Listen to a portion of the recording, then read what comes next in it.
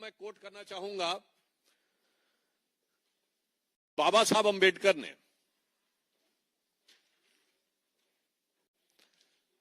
1955 में बीबीसी को दिए अपने इंटरव्यू में कहा है, जो उनकी वॉइस में अवेलेबल है।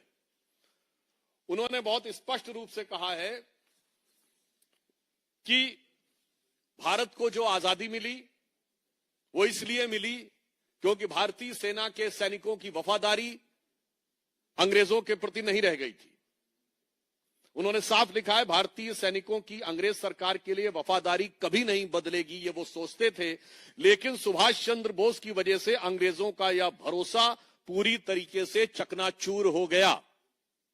बाबा Saheb Ambedkar to its interview to BBC in 1955, ये वीडियो में भी अवेलेबल है, आप जाकर देख सकते हैं।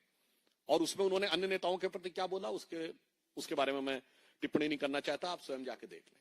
फिर 1956 में पीबी चक्रवर्ती, जस्टिस पीबी चक्रवर्ती, जिन्होंने तत्कालीन यानी भारत की आजादी के समय के ब्रिटिश प्राइम मिनिस्टर क्लेमेंट एटली कलकत्ता के दौरे पर थे और उनके साथ 2 दिन वो राजभवन में रहे, वो उस समय गवर्नर थे बंगाल के। उन्होंने आरसी मजूमदार को लिखे अपने लेटर्स में साफ लिखा है कि क्लेमेंट एटली से उन्होंने पूछा कि 1945-46 में तो कोई आंदोलन भी नहीं चल रहा था, फिर आपने क्यों छोड़कर चले गए? तो उन्होंने कई कारण गिनाए और सबसे प्रमुख कारण गिनाया कि नेताजी सुभाष चंद्र बोस की वजह से जो ब्रिटिश आर्मी के भारतीय सैनिक थे उनके ऊपर भरोसा करना मुश्किल होता जा रहा था। और फिर उन्होंने पूर्ण सम्मान के साथ मैं कहना चाहता हूं, ये पीबी चक्रवर्ती जी ने कहा, हमने नहीं कहा, उन्होंने गांधी जी के योगदान के बारे में कहा, तो ये according to P B Chakravarti Clement Attlee said minimal. अब मैं आपको उसके आगे की बात बताना चाहता हूं, बड़े गौर से सुनिएगा। भारत की आजादी से चंद महीने पहले स्टिफर्ड क्रिप्स, जो क्रिप्स मिशन लेकर भारत आए थे, उन्होंने 18 जुलाई 1946 को ब्रिटिश पार्लियामेंट के हाउस ऑफ कॉमन्स में कहा कि भारत में अब माहौल पूरी तरीके से बदल चुका है। यह माहौल 1942 का नहीं है, ना ये 1920 और 30 का है।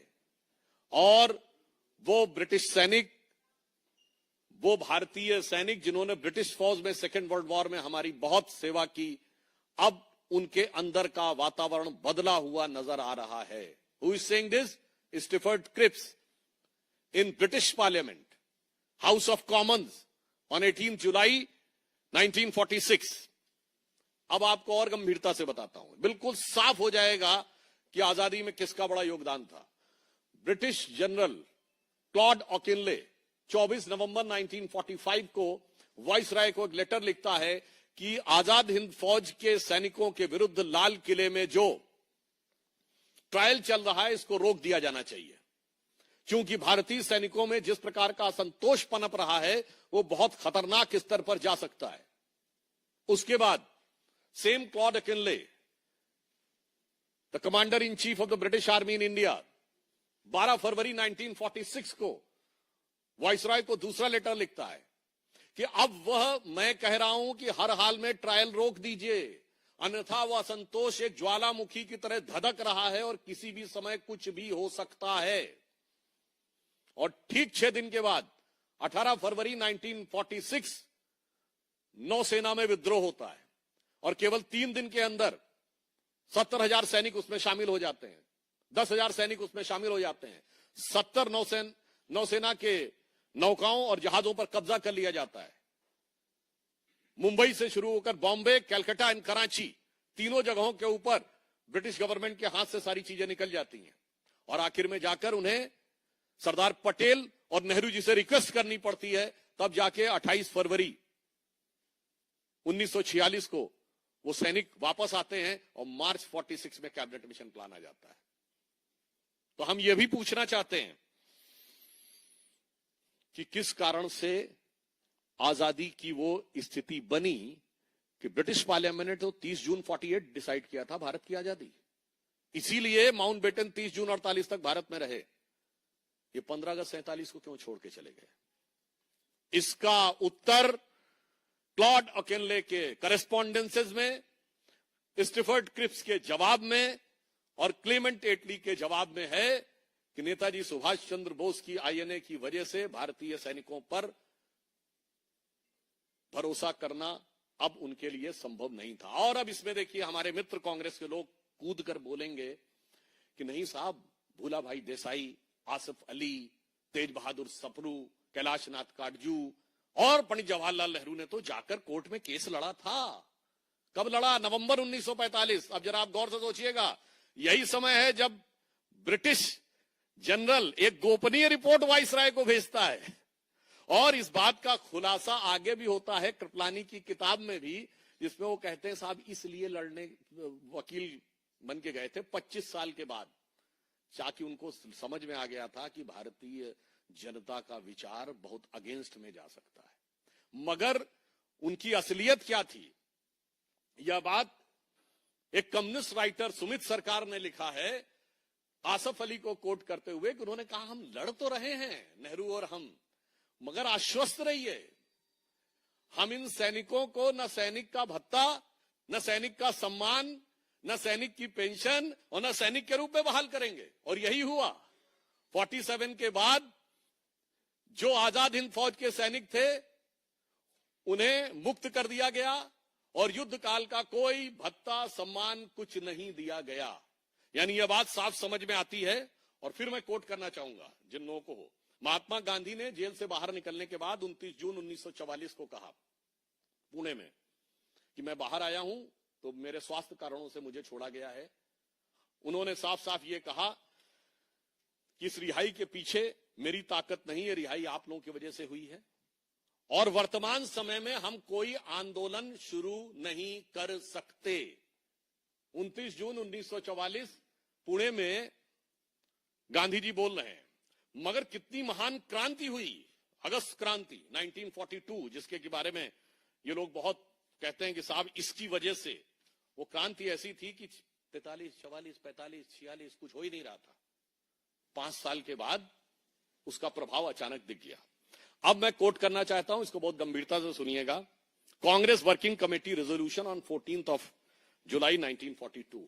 उसका कारण क्या था? सेकेंड वर्ल्ड वॉर की स्थिति बदल चुकी थी। 1939 में सेकेंड वर्ल्ड वॉर शुरू होने के बाद नेताजी सुभाष चंद्र बोस ने कहा था यही मौका है, मैं ब्रिटिश सरकार पर दबाव बनाना चाहिए। क्यों नहीं बनाया? 3 साल वक्त क्यों इंतजार किया?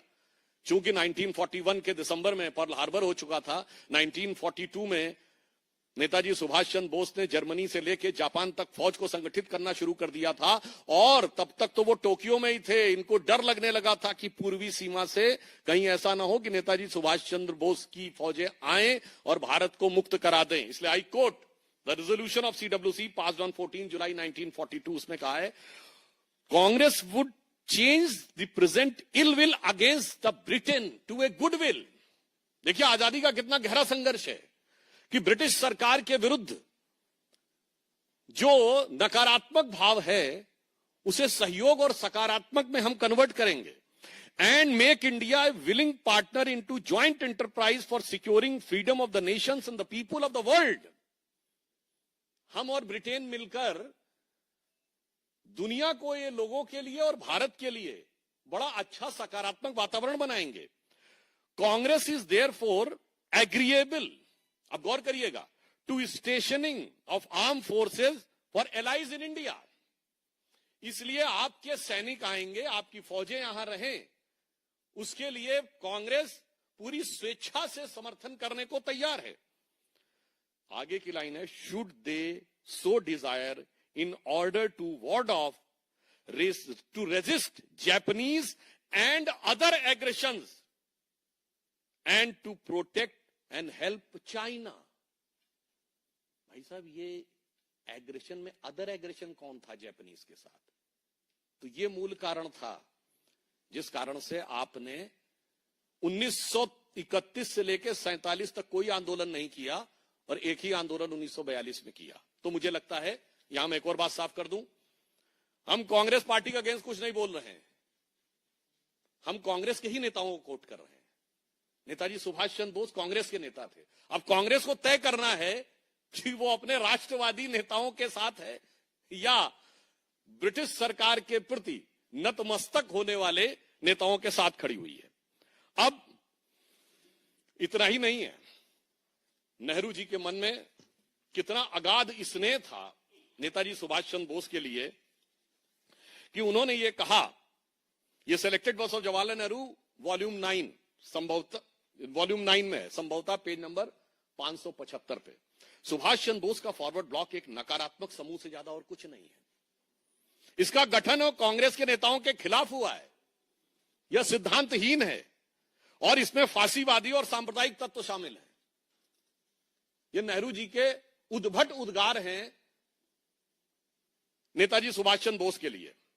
अब सुभाष चंद्र बोस जी ने इसका क्या जवाब दिया? Collected works of Netaji volume 10 page number 10 से 13 तक। मैं पंडित नेहरू से पूछना चाहता हूं कि फॉरवर्ड ब्लॉक की नीतियों में उन्हें कहां फांसीवाद और अवसरवाद नजर आता है। मैं जानना चाहता हूं कि फॉरवर्ड ब्लॉक का कौन सा सदस्य फांसीवादी है, या मैं उन्हें अवसरवादी कहूंगा कि वे खरगोशों के साथ दौड़ते हुए कुत्तों के साथ मिलकर शिकार करते हैं। आखिर किन्हें फांसीवादी कहा जाए? अब देखिए, जो नेताजी कह रहे हैं, किन्हें फांसीवादी कहा जाए? उन लोगों को जो फांसीवादी के खिलाफ संघर्ष कर रहे हैं, या उन्हें फांसीवादी कहा जाए जो कांग्रेस के मौजूदा नेतृत्व की तानाशाही के साथ खड़े हैं? Netaji is collected work volume 10 page 10 to 13। अब आइए साहब, जो लोग ये बोलते हैं ना, अब स्वयं नेहरू जी क्या कह रहे हैं और नेताजी क्या कह रहे हैं। नेहरू जी कह रहे हैं कि भारत की सीमा पे 24 अप्रैल को 1942 को वो कहते हैं कि अगर इस ढंग की फौजें आती तो मैं लड़ने को तैयार हूं। यहां के लोगों को हथियार उठा लेना चाहिए, अहिंसा का आंदोलन, बगैर खड़क ढाल के आजादी, मगर अगर नेताजी की फौज आती हुई दिखाई पड़ेगी तो हथियार उठा लेना है, और मुझे जरूरत पड़ी तो मुझे भी हथियार उठा लेना है। अब उसके बाद नेताजी ने लिखा है कलेक्टेड वर्स में वॉल्यूम 9 पेज नंबर 288 पर, और उन्होंने अपने भतीजे को लिखे हुए पत्र में भी लिखा है कि मुझे व्यक्तिगत रूप से पंडित नेहरू से ज्यादा नुकसान किसी ने नहीं पहुंचाया। ये नेताजी बोल रहे हैं। उन्होंने ही मुझे सबसे ज्यादा मुश्किलों में डाला। यदि वो मेरे साथ होते तो मेरे पास बहुत कुछ होता, यदि वो निष्पक्ष भी रहते तो मुझे बहुत ताकत मिल जाती। लेकिन त्रिपुरी अधिवेशन में उन्होंने अपने संरक्षकों के साथ, यहां संरक्षक का अर्थ महात्मा गांधी जी हैं, क्योंकि उन्होंने कहा था कि सुभाष बोस नहीं जीतने चाहिए, पट्टाभी-रमैया की हार मेरी व्यक्तिगत हार होगी। पंडित नेहरू के खुले प्रचार ने मेरा कांग्रेस कार्य समिति के 12 सदस्यों से ज्यादा नुकसान किया। ये 17 अप्रैल 1939 को नेताजी का अमीय बोस के नाम लिखा गया पत्र है। अब मैं एक और उदाहरण कोट करना चाहूंगा, राम मनोहर लोहिया जी और श्री अखिलेश यादव जी बहुत विशेष रूप से ध्यान करके सुने, जिन लोगों ने लोहिया पार्क बनाया था और आज किन लोगों के साथ खड़े हैं। लोहिया जी ने लिखा है कि जो लोग कल्प्रिट ऑफ पार्टीशन थे, भारत विभाजन के गुनहगार थे, उस पुस्तक में उन्होंने लिखा 1942 में नेहरू की विक्षिप्त प्रतिक्रियाएं सामने आ रही थी। उन्होंने यह सार्वजनिक घोषणा करी कि जापान का मुकाबला करने के लिए लाखों गोरिल्ला तैयार किए जाएं। कौन कह रहा है? राम मनोहर लोहिया जी। नेहरू की यह प्रतिक्रिया कुछ हद तक सुभाष बोस के प्रति ईर्ष्या से प्रेरित थी। तो कहा जा रहा है कि नेहरू जी की यह प्रतिक्रिया सुभाष बोस जी के प्रति ईर्ष्या से प्रेरित थी। यह कौन कह रहे हैं? राम मनोहर लोहिया जी। मुझे लगता है इसके बाद यह साफ समझना चाहिए, और फिर मामला इतना ही नहीं रुका। इसके बाद स्वतंत्रता के उपरांत आप कहेंगे ना कि हर चीज में नेहरू जी को काहे ले आते हैं। भाई साहब, वो ऐसी चीज है कि पटेल की बात उठेगी तो नेहरू सामने आएंगे, सोमनाथ उठेगा तो नेहरू सामने आएंगे, राम मंदिर उठेगा तो शायद नेहरू सामने आएंगे, सुभाष बोस जी की बात उठेगी तो वो सामने आएंगे, और आज भी उन्हीं के खानदान वाले सामने हैं। तो प्रश्न हमसे नहीं, प्रश्न उनसे होना चाहिए कि आपको जितना अगाध लगाव है उतनी ही अथाह चीजें इसके अंदर से निकलती हैं। तो मैं ये बताना चाहता हूं, उसके बाद भी जब जब सुभाष चंद्र बोस जी को सम्मान देने की बात हुई, नेहरू जी ने इसका विरोध किया। उन्होंने 13 अक्टूबर 1952 को पीएमओ की फाइल्स में स्पष्ट लिखा हुआ है कि उन्होंने एब्सोल्यूट सर्टेनिटी से कह रहे हैं कि नेताजी की डेथ हो गई थी, अब कोई आवश्यकता नहीं है। इंक्वायरी कमीशन की रिपोर्ट आने से पहले वो निष्कर्ष ड्रॉ कर लेते हैं कि इसमें कहीं कोई समस्या नहीं थी। जब ये एक डिमांड होती है कि उनकी आईएनए का रेफरेंस 1958 के कांग्रेस के गुवाहाटी सेशन में लाया जाए तो विरोध करते हुए लिखते हैं इसको लाने की कोई आवश्यकता नहीं है।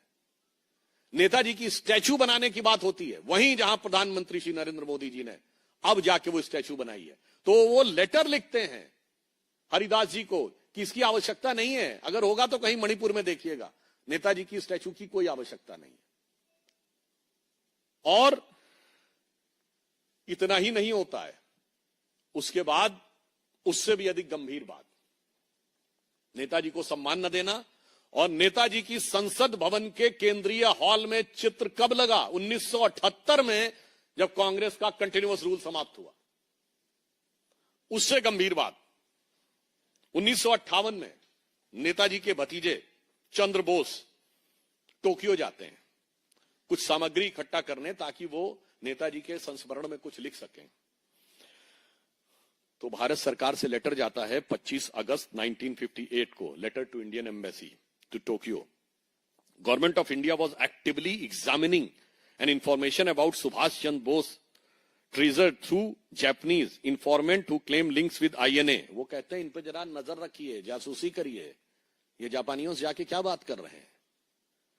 इस प्रकार की बात करना, अर्थात उनके परिवार को सम्मान देना तो दूर, उनकी स्टैचू बनाना तो दूर, उनके परिवार के ऊपर जासूसी करते हुए नजर रखना, यह अपने आप में दर्शाता है कि नेताजी सुभाष चंद्र बोस, जो पुनः मैं कह रहा हूं, भारत की प्रथम स्वतंत्र निर्वाचित सरकार के प्रधानमंत्री रहे, प्रमुख रहे, जिन्होंने सबसे प्रमुख भूमिका, या आखिरी वर्षों में मैं कह सकता हूं, वो तो बड़ा लंबा कालखंड है 1857 से आज तक, आखिरी वर्षों में जो सबसे बड़े आधार बने, उनको न सिर्फ उस चीज को दबाया बल्कि अपमानित करने का, लांछित करने का कार्य भी किया गया, और उनके परिवार पर जासूसी भी की गई।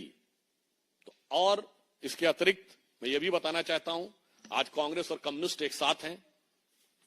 कम्युनिस्ट पार्टी ने अपने पीपुल्स वॉर समाचार पत्र में 19 जुलाई 1942 को तमाम प्रकार के नकारात्मक कार्टून बनाए नेताजी के। ड्यू रिस्पेक्ट, कहीं उनको गधा कहा, कहीं तोजो का कुत्ता कहा, इन्वर्टेड कॉमा क्लोज।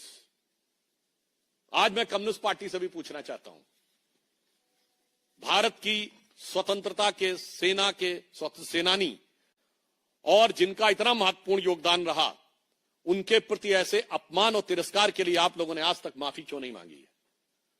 जबकि ऑन द कॉन्ट्रेरी 1944 में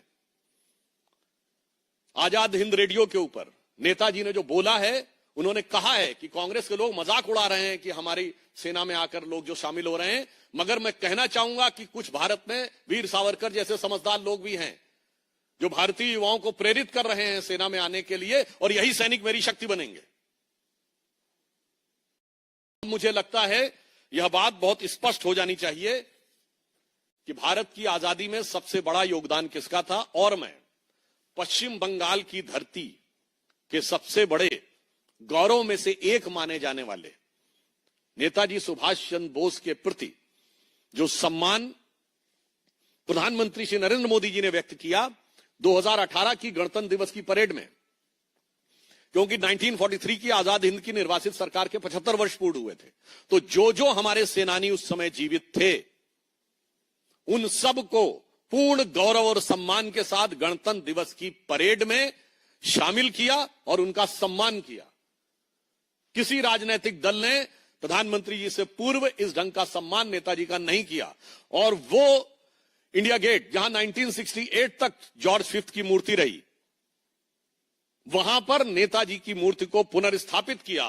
तो मैं पश्चिम बंगाल की मुख्यमंत्री ममता बनर्जी जी से भी पूछना चाहता हूं कि आपकी पार्टी भी तो कांग्रेस की ही गोत्र की है, आप भी तो कांग्रेस में ही थे, इतने दिन तक क्यों नहीं याद आया कि नेताजी को वो सम्मान और वो स्थान मिलना चाहिए?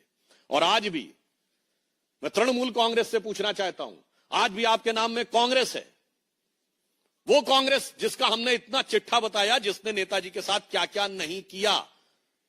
और फिर मैं कह रहा हूं, नेताजी कांग्रेस के नेता थे, मगर कांग्रेस में जिस परिवार ने किया, उस इंडी गठबंधन के साथ आप खड़े हैं।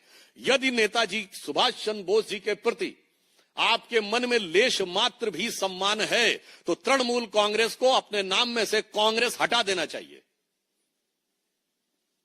अन्यथा बंगाल की प्रबुद्ध जनता उनको तृणमूल से उद्ध्वस्त कर देगी, यानी जड़ मूड़ से उखाड़ फेंकेगी।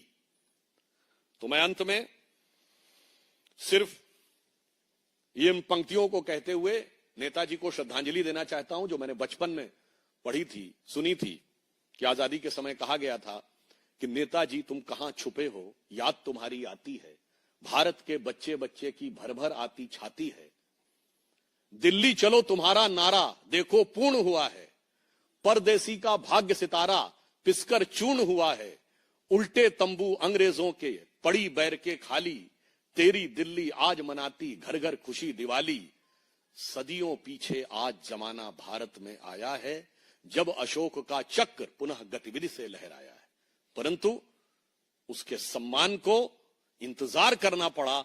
67 साल तक आजादी के बाद हम लोगों ने प्रयास किया था, अटल जी की सरकार में कुछ चीजें हो नहीं पाई थी, मगर इंतजार करना पड़ा श्री नरेंद्र मोदी जी के आने का।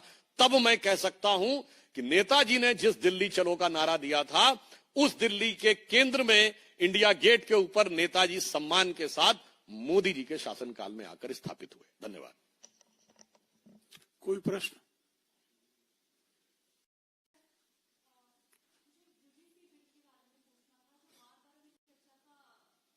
और देश को बधाई देना चाहता हूं, शुभकामनाएं देना चाहता हूं और स्मरण करना चाहता हूं कि यह देश जो सदैव ज्ञान के अनुसंधान में लगा रहा, इसका प्रभाव क्या है कि जापान में एक देवी है बैजेंटीन, जो गॉडेस ऑफ विजडम मानी जाती हैं, लोटस पे बैठती हैं और हाथ में वीणा है।